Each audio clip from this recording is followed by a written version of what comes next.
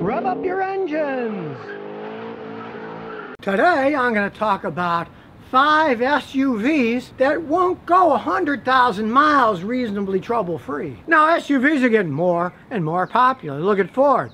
They cut all their car lines except the Mustang, and they're making only SUVs and trucks. So SUVs are very popular, but you don't want to get one that doesn't hold up. Because let's face it, they're not giving the things away. They cost a lot of money. Even if you buy a used one, you're still going to pay a lot of money for it. Because I tell my customers, they say, I want a good used SUV. And I'll say, why don't you just get a Camry sedan? You get a good price on one, they last forever. No, I got to have an SUV. You're going to pay more because people want them. It's just supply and demand. SUV that probably won't make it trouble-free to 100,000 miles is the Chevy Equinox. It's a lower price SUV. It has lower build quality. I had a customer with one. The fuel pump went out at 37,000 miles. My Celica here has 237,000 miles. It's still on the original fuel pump. So shame on you, GM, for making such cheap parts. And I had another customer with an Equinox. The engine went out at 70,000 miles. You know, that's uncalled for. And it wasn't like they weren't taking care of it. I changed the oil regularly. It was clean. It was just built poorly, and the engine just let loose at 70,000 miles. There are so many better made SUVs than the Chevy Equinox. They're just laced with problems. Yeah, just like the Rogue.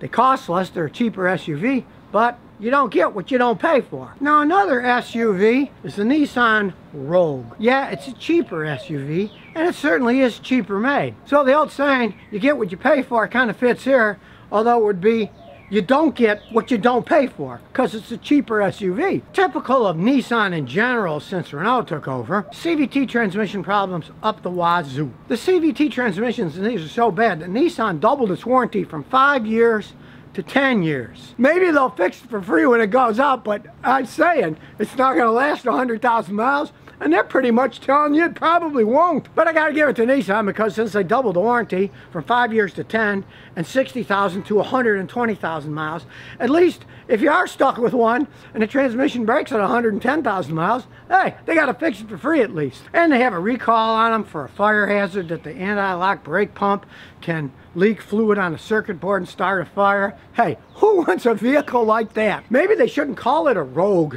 because it is kind of a rogue. It doesn't get along with you, it's rough and tumble, and it's not something that's that safe. So listen to the name Rogue and stay away from the Rogues. Next comes one of my favorite poorly made SUVs, and that's the Jeep Renegade. Here I'm using the word Jeep very liberally, because when Fiat took over Chrysler, of course they wanted the Jeep brand, that's a big seller, they decided to have a cheaper one called the Jeep Renegade. You've heard the ads with them singing about renegades and all that stuff. They're taking the image about as far as you can possibly take it, and it's so out of context to a Jeep. And believe me, those things are horrid. I've seen automatic transmissions go out on those when they had 40,000 miles. They just have no quality.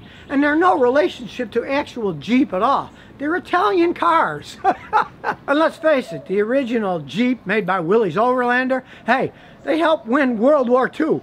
And we all know what happened to the Italians in World War II. When the heat got on, they just surrendered. Don't buy a Jeep Renegade if you want something that's going to be tough and get you through hard times. I had a customer with one. You add modern high-level technology to Italian manufacturing. His car, he's driving on the road and it just stopped while he's going down the highway. The computer thought the car was out of gas. He still had 3 bars on his fuel gauge, but it just shut the car right off while he was driving it. Let the Renegade go the way of the Rogue. Hey, they're even related by names, you know?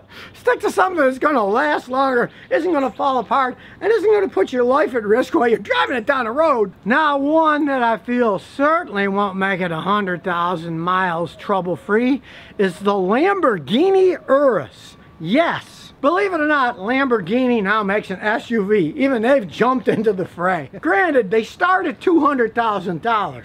So there aren't too many people out there they're going to spend that kind of money on an SUV. Why a company known for their exotic, V12 sports cars decides to make an SUV is beyond me. Those things cost a fortune to repair. I have never seen a Lamborghini that had more than maybe 80,000 miles. And a fortune had been spent on it to even get it that far. It doesn't use their V12 engine like in their sports car. It's a V8, and it's basically an Audi engine that they've souped up.